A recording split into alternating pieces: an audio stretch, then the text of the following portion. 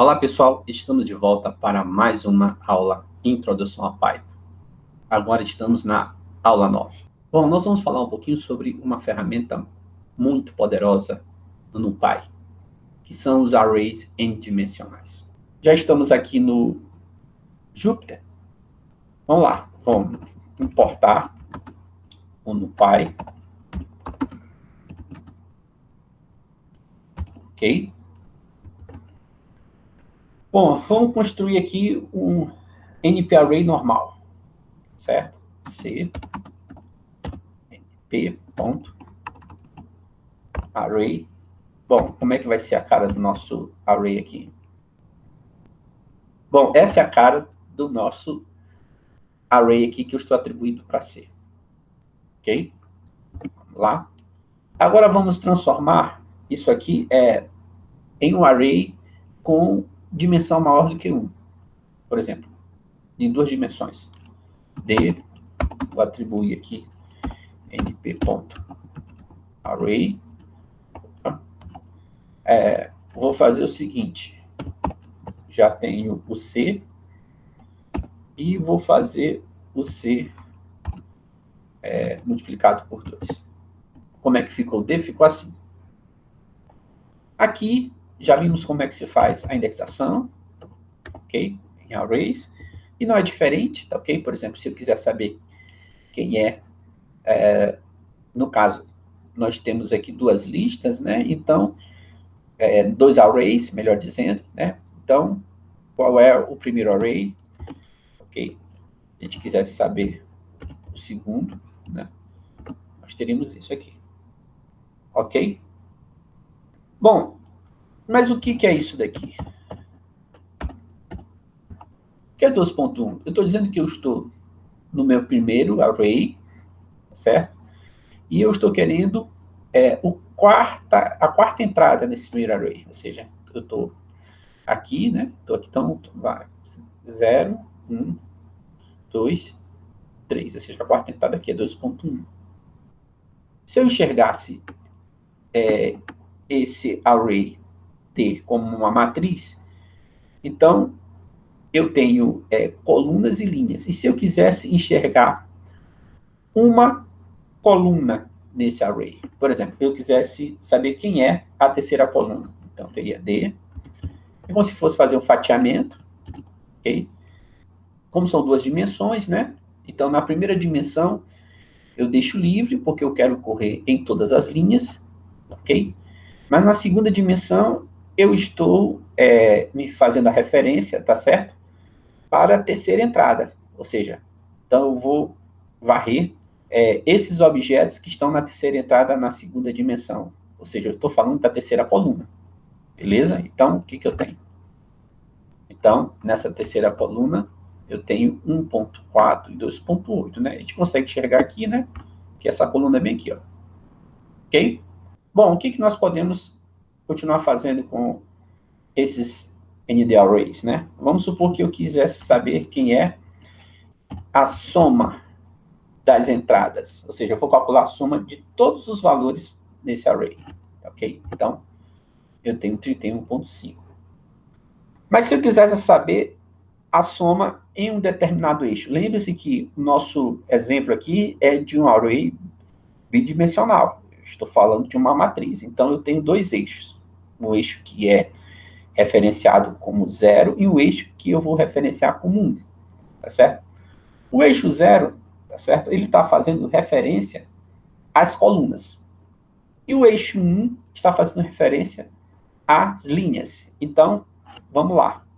Se eu colocasse aqui d.sum axis 0, ou seja, eu estou querendo somar, tá certo? Todas as entradas, ok? Desse eixo que é o eixo coluna, ok? Ou seja, calcular a soma ao longo do primeiro eixo. Ou seja, a soma de todas as colunas. O que eu vou ganhar? Ó, perceba que se nós voltarmos ao nosso ND array, né, nós temos que ele está somando todas essas entradas, depois todas essas entradas, depois essa e assim por diante. Então, o que ele concluiu, né? Isso aqui vai dar na primeira coluna, a soma de todas as entradas da primeira coluna, a soma de todas as entradas na segunda coluna, na terceira coluna e assim por diante. E se nós quiséssemos descobrir o que é a soma, tá ok? No axis 1, ou seja, eu estou querendo saber calcular a soma ao longo do segundo eixo, isto é, a soma de todas as linhas, né? Então, o que nós vamos ter? Beleza? Então, eu tenho isso aqui. Ou seja, o que nós fizemos? Nós calculamos a soma de todas essas entradas aqui e depois calculamos a soma de todas as entradas aqui, ok? E na primeira linha, a soma de todas as entradas está dando 10,5 e na segunda linha, a soma de todas as entradas está dando 21, ok? Bom, existem várias maneiras de distanciar objetos em ND Array. Pode ser por via NP Array. No entanto, isso pressupõe que todos os elementos da matriz já estão disponíveis. Em contraste, pode-se querer ter os objetos ND Array instanciados primeiramente, para depois preenchê-los com resultados gerados durante a execução do código. Isso é muito comum, por exemplo, quando nós estamos fazendo códigos, por exemplo, de decomposição de matrizes, né? Por exemplo, você quer fazer uma decomposição LU, né? Então, você tem uma matriz dada, tá certo? E quer preencher quem é a matriz L e quem é a matriz U, né? Quando você for fazer um algoritmo disso. Então, em algum momento do código, você precisa já instanciar a sua matriz, saber quem como é que vai ser o tipo da matriz L e como vai ser o tipo da matriz U, para só depois preenchê-los com as entradas que vão ser obtidas a partir do processo de fatoração. Então, nós temos esse seguinte ND Array.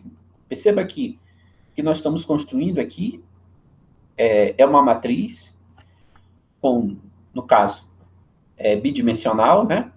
Estamos fazendo o quê? Ela tem 2 linhas e tem 3 colunas, ok? Então, o que é interessante nisso tudo aqui? Então, eu vou preencher essa matriz com zeros, ok? Só que o que é interessante é que eu posso especificar quais são esses objetos de entradas aqui. Por exemplo, esses zeros serão do tipo inteiro, tá ok? E aqui, esse ordem C significa que o preenchimento por linha é mais rápido que coluna. Isso é um legado que se tem, tá certo? A partir da linguagem C, né? Bom, na linguagem C é propício o preenchimento mais rápido por linha do que coluna. A gente poderia aqui colocar F, por exemplo, né? Aí seria um legado da linguagem Fortran, que o preenchimento mais rápido é por colunas, né? Mas isso aqui nós não vamos usar, pelo menos por enquanto, ok? E o que nós vamos encontrar? Então, ele dá o tipo, né? Como eu falei, é um inteiro, int 32, faz referência aqui a quantidade de bits, tá certo? E nós temos aqui 2 linhas com 3 colunas, beleza? Bom, a gente pode continuar brincando com isso aqui, né? A gente pode ter np.ons. Vamos fazer um objeto um pouquinho, uma dimensão um pouco maior. Aqui nós estamos no cubo, né? Eu particularmente não gosto de chamar isso de matriz, tá certo? Nós estamos no array, no formato cúbico, ou seja, tem 3 dimensões, né? Então, nós temos 2, 3, 4. Né? Quando você pensar nisso, pense no cubo, ok? Com o tamanho das arestas referente aqui a 2, 3 e 4. Né? Então, nós temos o type, né? The type, ok? Que também vai ser do tipo inteiro. Aqui eu não vou colocar mais o order, porque é default, nesse caso, ser da forma C, ou seja, do preenchimento por colunas, devido à linguagem C. Ok? Então, como é que fica? Beleza, a gente pode também, vou colocar aqui também a atribuição em D, então vamos colocar aqui np.zeros like, seja do tipo 0, ok? Vou pegar emprestado do C, ok? Vai ficar o the type, ok? E aqui eu vou mudar o tipo aqui, vou chamar isso aqui F16. Também a referência agora, as entradas são do tipo float. 16 especificamente uma questão de a quantidade de armazenamento de dígitos nesse tipo float. Não cabe agora a gente se aprofundar nessas questões. Bom, então como é que fica?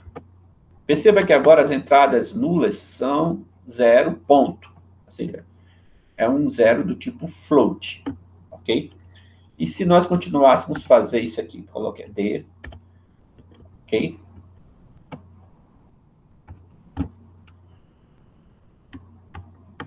Bom, agora não é mais um inteiro, agora é um do tipo float também, tá certo? Um ponto. Então, vamos continuar aqui, e eu colocar agora aqui, ser atribuído com np, ponto, empty, ok? E agora eu vou caracterizar o meu objeto da seguinte maneira. São duas linhas, né? Então, 3 colunas, e aqui vai ter outra dimensão, e vamos chamar isso aqui de cota, certo? A cota é 2, certo? Então, o que nós vamos encontrar? Deixa eu colocar aqui, refazer a chamada.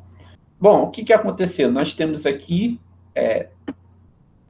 números, tá certo? Que foram preenchidos, e perceba que tem números pequenos aqui, mas também tem números grandes, ok? Bom, o que isso significa? Isso significa que o empty aqui preencheu o meu array com lixo de memória, ok? Uma representação desse tipo aqui, tá certo? A gente pode também continuar fazendo isso, vou colocar aqui f, np.empty, like, o C. O que nós vamos ganhar? Bom, aqui de novo, ele colocou também lixo, tá certo? Mas um lixo em um formato distinto. O que mais podemos fazer? Por exemplo, se eu colocasse np.air, ok, 5. Beleza? Então, o que nós vamos ganhar? Nós vamos ganhar, na verdade, uma matriz que nós conhecemos como matriz de identidade, tá certo? Ela é uma matriz quadrada, 5 por 5, e as entradas em diagonal principal serão 1. Ok? Então, tá aí. Beleza? E a gente também pode construir, tá certo? Um vetor in the array, ou seja, um vetor unidimensional, um intervalo uniformemente espaçado que inicia em um determinado valor e termina em outro, e com uma quantidade de entradas prefixadas. Como é que faz isso? Por exemplo, se eu colocar aqui, atribuir a G, o np.lim space, ok? Aqui nós vamos colocar que ele vai iniciar, vou colocar aqui, ele vai iniciar em 15, vai encerrar em, coloca aqui 35, e eu vou ter 13 entradas, né? Como é que fica isso aqui? Ok? Então tá aí o nosso vetor G. Ok? Bom, aqui fica evidente uma coisa, que o NumPy se especializou na construção de arrays do que o objeto lista, né? Então, já está claro que compensa mais trabalhar com arrays, com NumPy, do que com listas. E o NT-array tem dimensões internas, ou seja, nós temos eixos. O ND-array é imutável, ou seja, eu tenho seu comprimento, né, o length, o tamanho, ele é fixado. E o ND-array só permite um único tipo de dado, o NP-type, para todo o array. Ok? Bom, era só isso que eu queria falar hoje, ok? E agradeço a atenção de vocês e até a próxima. Se Deus quiser, bye bye.